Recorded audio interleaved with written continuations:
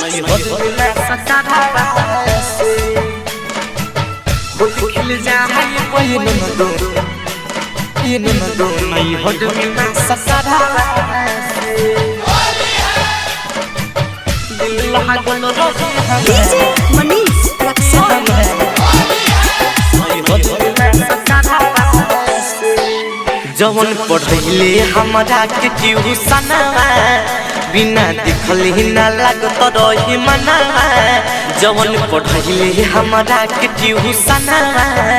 बिना देखले ना लागत रही मना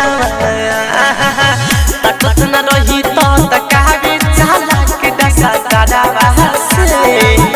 तकत न रही तो तकावे चला के डसा दादा से होली खिल जाए बयन दो नहीं हद में मैं सतारा से होली खिल जाए बयन दो नहीं हद में मैं सतारा से दिल लागल रही हम नहीं हद में मैं सतारा से जवन पढ़ले हमरा के ट्यूशन बिना देखले ना लागत रही मना जवन पढ़ले हमरा के ट्यूशन बिना देखले ना लागत रही मना तकत न रही तो तकावे चला के डसा दादा से भजिया न अइले तहादिर नम दू बहारा से होली खिल जाए बयन दो नहीं हद में मैं सतारा से होली खिल जाए बयन दो नहीं हद में मैं सतारा से दिल लागल रही हम नहीं हद में मैं सतारा से नहीं हद में मैं सतारा से होली खिल जाए बयन दो नहीं हद में मैं सतारा सरदार रिकॉर्डिंग स्टूडियो मौलापुर बाजार डीजे मनीष रक्सौल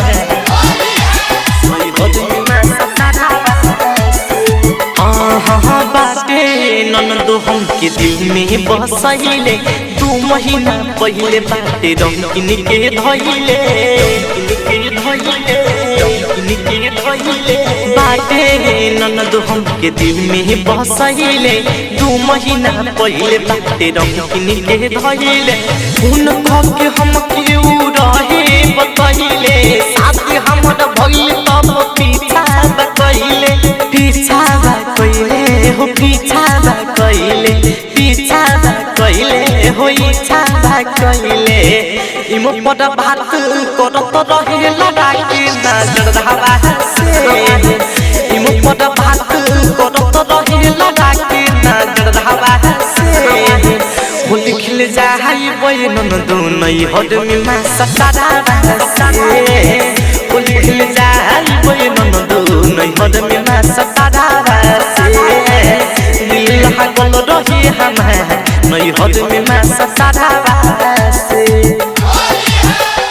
नहीं हद में मैं सतारा से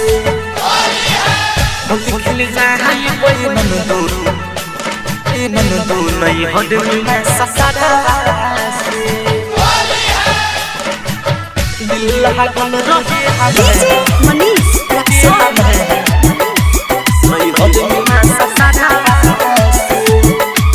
नहिरा के नता कर दीक से जुड़ल विकास गोलू मदन से सौख हमर पूरल ननदो नहिरा के नता रसिला राकेश से जुड़ल विकास गोलू मदन से सौख हमर पूरल अपने ही हाथ रंग गत में लगहिती राजू डगनी के पुआ पूरी खियती हो सदा पुरैती पूरी खियती हो जियादा जुड़ैती कबले हम जी पटेल राज देव के ननद सुन दादा से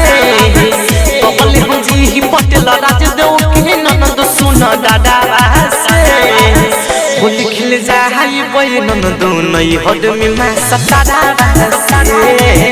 होली खिल जाए बयन दो नहीं हद में मैं सतारा से दिल लागल रही हम नहीं हद में मैं सतारा से